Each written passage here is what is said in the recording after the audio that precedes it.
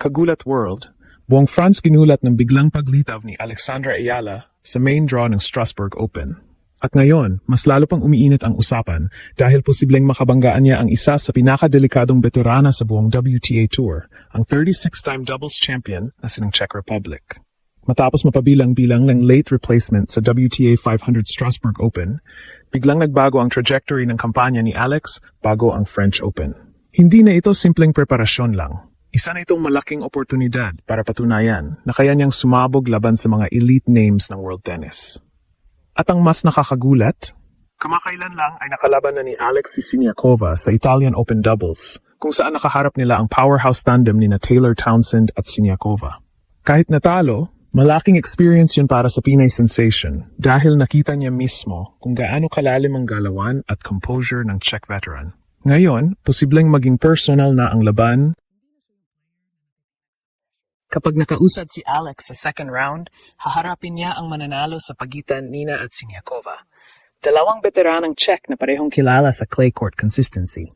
Pero para sa maraming fans, explosive ang potential showdown kay Siniakova dahil hindi lang ito laban ng rankings. Laban ito ng bagong rising Asian star kontra sa isang battle-tested European champion. At habang papalapit ang Roland Garros, parang unti-unting nagiging malinaw ang mensahe ni Alex sa buong mundo. Hindi na siya turista sa big tournaments. Isa na siyang tunay na banta. Nagsisimula ng maramdaman ng Europe ang tunay na pagdating ni Alex. Sa loob ng ilang linggo, sunod-sunod ang exposure ni Alex laban sa world-class competition. Mula Madrid hanggang Italian Open hanggang ngayon sa Strasbourg Open. Unti-unting nasasanay ang 20-year-old Filipina sensation sa pinakamataas na antas ng women's tennis. Pero ngayong nasa France na siya para sa final clay court preparation bago ang French Open, ibang klase na ang tensyon dahil ang posibleng naghihintay sa kanya ay si Katerina Siniakova. Hindi ordinaryong player si Siniakova. Isa siyang 36-time doubles champion at isa sa pinakarespetadong pangalan sa doubles era ng modern tennis. Sa katunayan, naging dominant force siya kasama si Taylor Townsend nitong 2026 season, kabilang ang sunod-sunod na WTA 1000 titles sa Indian Wells, Madrid at malalim na runs sa Rome. Pero dito lalong nagiging exciting ang kuwento. Habang si Siniakova ay established veteran na sanay sa pressure ng malalaking laban, si Alex naman ay dahan-dahang bumubuo ng sariling pangalan bilang bagong mukha ng Asian tennis. Mula sa kanyang breakthrough performances ngayong taon, tumaas ang respeto ng international media at tennis community sa Pinay star. Umabot siya sa career high world number 29 ngayong 2026 season habang nagtuloy-tuloy ang kanyang deep runs sa malalaking tournaments. At ang mas nakakapanginig, hindi natatakot si Alex sa malalaking pangalan. Nakita na ito laban kina Elena Rybakina, Coco Gauff, at iba pang elite stars ngayong taon. Kahit natalo minsan, hindi siya basta-basta tinatambakan. Lumalaban siya point per point. At yun ang dahilan kung bakit maraming foreign fans ang nagsisimulang maniwala na may potential siyang maging future Grand Slam contender. Sa Strasbourg, mas magiging mahalaga ang bawat laban dahil ito na ang final tune-up bago ang Roland Garros. Ang clay season na ito ang nagsisilbing testing ground kung gaano kalawak na ang improvement ni Alex. Movement, patience, shot selection, at mental toughness. At kung sakaling magkatapat sila ni Siniakova, hindi lang ito magiging simpleng second-round match. Isa itong simbolo ng dalawang mundo. Isang veteranang European champion na sanay manalo, laban sa batang Filipina na unti-unting winawasak ang dating limitasyon ng Asian tennis. Kaya ngayon pa lang, maraming fans sa France ang nagsisimula ng magtanong, handa na bang gulatin ni Alex ang isa na namang malaking pangalan sa world? Pero dito ngayon papasok ang pinakamabigat na realidad para kay Alex. Hindi na ito simpleng breakout story lang. Hindi na ito promising Filipina teenager.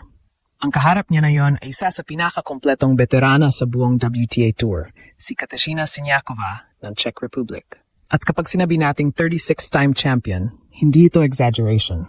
Ito ay player na sanay sa pinakamalaking stage sa mundo. Grand Slam champion. Doubles world number 1. Isang tennis machine na halos buong dekada nang lumalaban sa elite level. Kaya ngayon, buong France ang napapatingin kay Alex. Dahil sa totoo lang, walang pressure kay Siniakova. Siya ang veteran. Siya ang expected na manalo. Pero si Alex, siya ang wildcard ng tournament. Siya ang player na walang takot sumabog anumang oras. At yun ang pinakadelikadong klase ng atleta sa sports. Yung gutom, fearless, at walang emotional baggage sa biggest stage. Ang mas lalong nagpapainit sa storyline na ito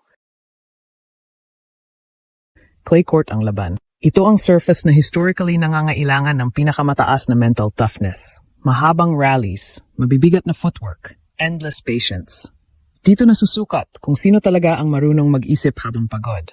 At dito rin unti-unting nagiging mas dangerous si Alex nitong 2026 season. Makikita na mas composed na siya ngayon kumpara sa dating sobrang aggressive agad sa bawat punto. Marunong na siyang magtimpla ng pace, marunong na maghintay bago umatake. Pero ang problema, eksakto ring eksperto rito ang mga Czech players.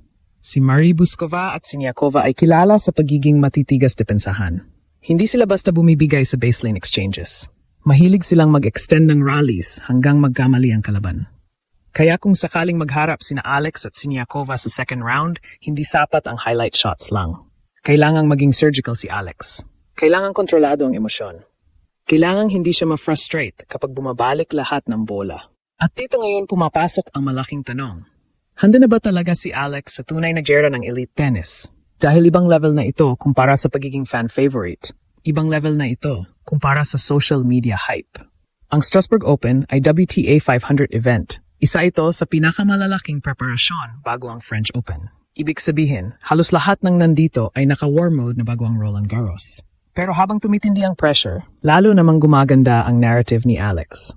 Imagine this, isang 20-year-old Filipina na biglang papasok sa center stage ng Europe habang libo-libong tennis fans naghihintay kung kaya ba niyang gulatin ang isang decorated Czech champion. Hindi ito normal na sports story. Isa itong moment na pwedeng magbukas ng mas malaking pinto para sa Asian tennis at lalo na para sa Pilipinas. At ang pinaka-delikado rito, pakiramdam ng maraming fans. Wala pang ceiling si Alex. Parang bawat tournament may bagong version siya. Mas mabilis, mas matapang, mas composed. At kung magtuloy-tuloy ito laban sa mga veterana ng Europe, baka hindi lang France ang magulat. Baka buong tennis world na talaga. At habang unti-unting umiinit ang Strasbourg Open, isang pangalan ngayon ang biglang bumabalot sa usapan ng tennis fans sa Europe, Alexandra Ayala. Mula sa pagiging underdog na Pinay teenager, ngayon isa na siyang tunay na threat na kayang manggulat ng kahit veteranong champion. At kung sakaling magkatapat nga sila ni Katerina Siniakova, hindi lang ito simpleng second-round match. Isa itong malaking test kung gaano nakalayo ang narating ng pinakamalaking tennis prospect ng Pilipinas. Pero ang pinaka-nakakatakot para sa ibang bansa, parang wala pang ceiling si Alex. Habang mas lumalakas ang confidence niya, mas nagiging dangerous siya sa bawat tournament. Hindi na lang ito tungkol sa potential. Hindi na lang ito tungkol sa future. Unti-unti nang nagiging present threat si Alex sa world stage. At kapag tuluyang sumabog si Alex sa France, hindi lang Czech Republic ang magugulat. Buong mundo.